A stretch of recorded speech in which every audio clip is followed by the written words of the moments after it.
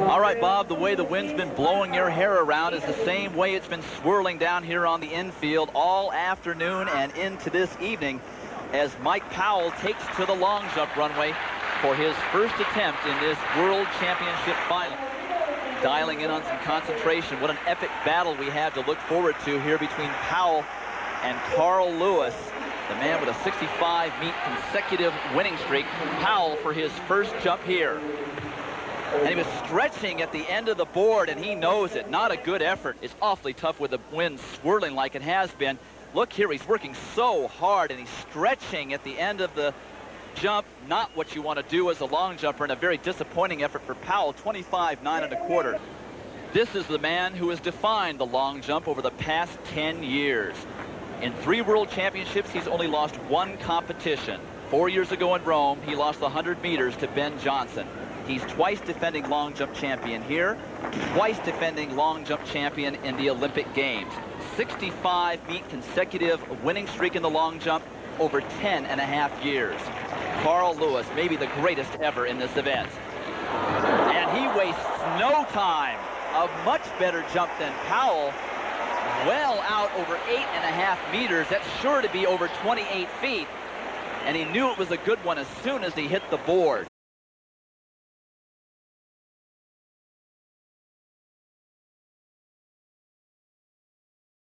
Obviously ready to sprint, as he proved with his 100-meter dash world record. As we checked the wind, there was no wind on that jump whatsoever.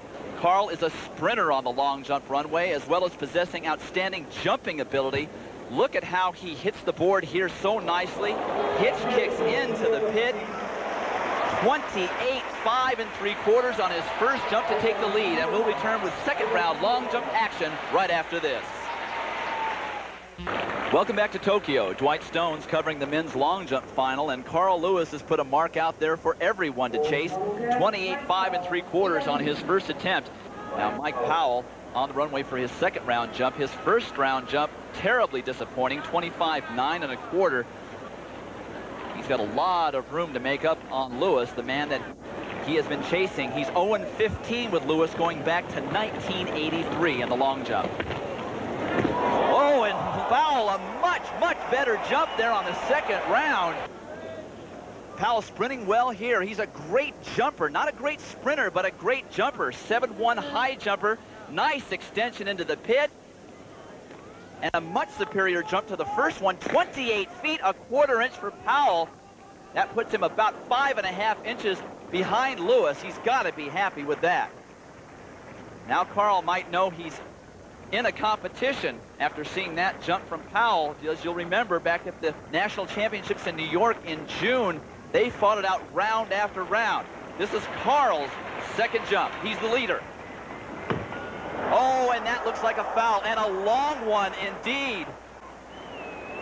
That looks over 28 feet 6 inches. Boy, he wishes he had that one back.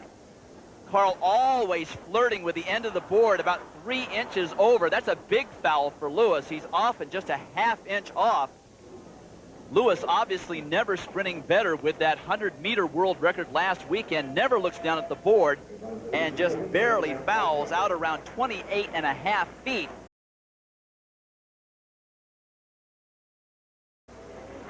Back in Tokyo with continuing coverage of the men's long jump final. This is Mike Powell on the runway for his third attempt. He's currently second behind Carl Lewis, who jumped 28, 5 3/4 and was sitting next to the long jump runway.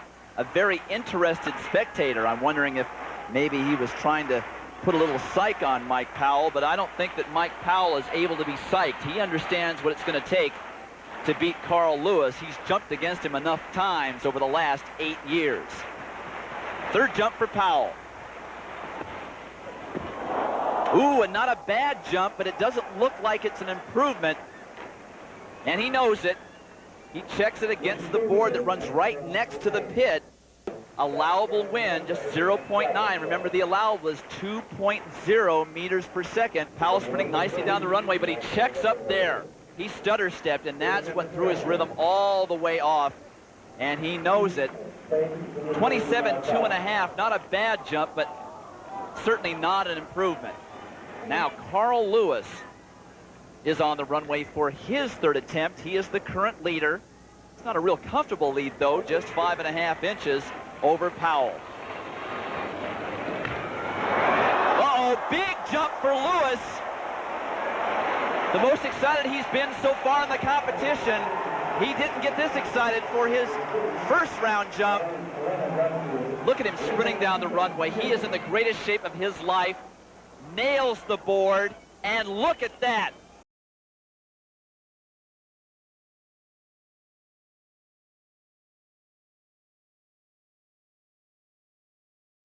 Very close to the world record marker. Even looks like he snuck a peek at the board. That's unheard of for Lewis. Look at this, 1/2 inch to spare on the board. 28.11 3/4, but it's wind aided, just slightly over the allowable, and his mom, Evelyn Lewis, enjoying it in the stand. Now in the 4th round of the competition, and this is an unusual sight. Carl Lewis at the end of the runway looking back at Mike Powell. I don't think I ever remember Carl watching a long jump competition so intently. He just jumped the longest jump of his career in the 3rd round, 28.11 3/4. It was just slightly wind aided, but he has a big lead over Mike Powell, nearly a foot. Here he comes, sprinting hard. And he checks up a little just before the board. That's a long, long jump. Oh, but it's a foul, and he can't believe it. The officials motion him over to show him the mark in the plasticine, and he says, no, no, no, that's not my mark. But he argues to no avail. That was a long foul. That was very close to Lewis's mark.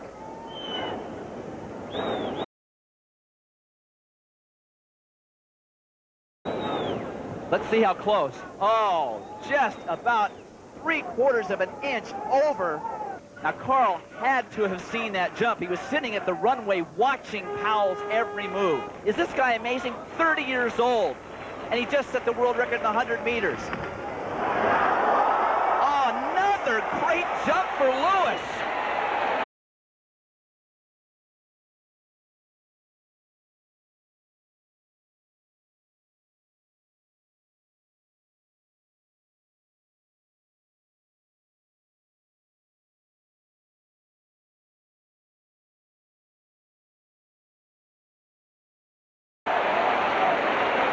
He's also drifting off to the right of the pit. I haven't seen that either. Oh, the wind is over the allowable. That is why he looked a little upset. Slapped his hands like, oh, nuts. 29, 2 3/4. That is in excess of the world record of Bob Beeman's, but it's wind aided. And he adds 3 inches to his lead in this competition. Ladies and gentlemen, if this man gets a legal win, he might just break Beeman's record. Unbelievable. His speed is exceptional on the runway. This man leaves nothing to spare on the board when he jumps. Well, look at that. So close to the 9-meter mark. And he sneaks another peek at the board. This is incredible. You can't squeeze any more out of a long jump board than that. Back in Tokyo for more men's long jump. On his last attempt, Carl Lewis jumped in excess of the current world record held for the past 22.5 years by Bob Beeman. However, it was wind aided, exceeding the allowable limit by 9/10 of a meter per second, or roughly 2 miles per hour. This is Mike Powell, 5th round jump. He's starting to run out of time. In the 4th round, he had a slight foul right around 28 feet 9 inches. Powell's got to get on his horse right here. Oh, big jump for Powell. That was huge. And it's a fair jump. No red flag like in the last round. What an incredible competition. 0.3 meters per second aiding wind. That's not over the allowable. Karl, like everyone else, waiting for the measurement. Powell standing in front of the board, transfixed. 29.4½, a new world record, and the wind is okay.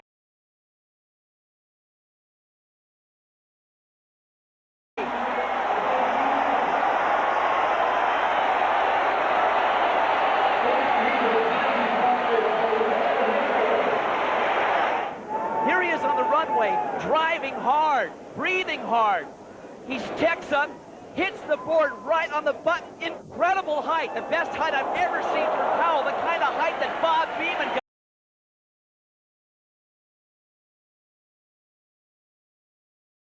got in Mexico City. At 29.4½, Powell exceeds Beamon by 2 inches at sea level with no wind and with room to spare on the board. He can't believe it. But remember, this competition is not over. We're only in the 5th round, and Carl Lewis jumps after Mike Powell in the order. Now, not only does he not have the world record at this moment, but one of the other people in the competition does.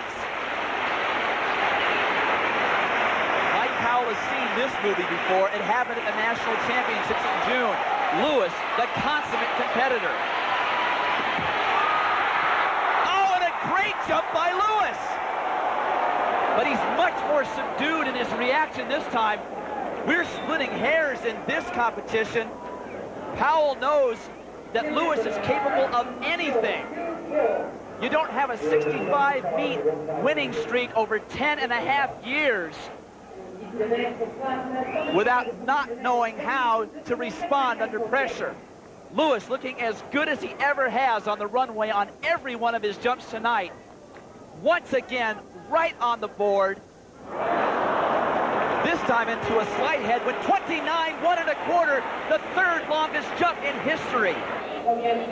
Back in Tokyo for the 6th and final round of this titanic battle in the men's long jump between Carl Lewis and this man, the new world record holder and leader in the competition, Mike Powell. But let's take a look back at Powell's leap into history. It was his 5th jump. He was behind by over a foot to Lewis. And he jumped up and out further than any man under any conditions in the history of the long jump.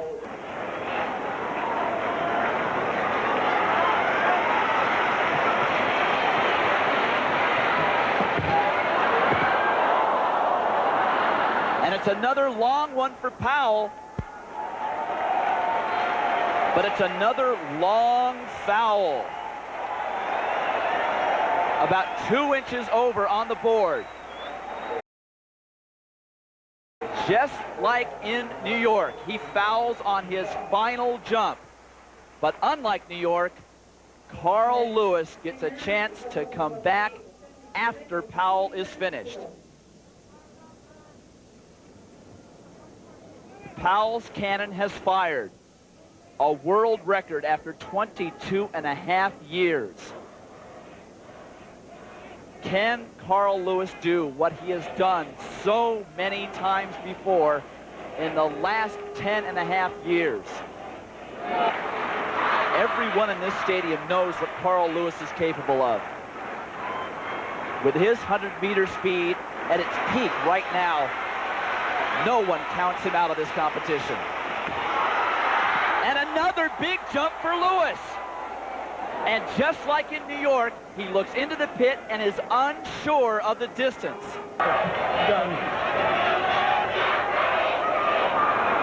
29 feet even. And the streak has come to an end.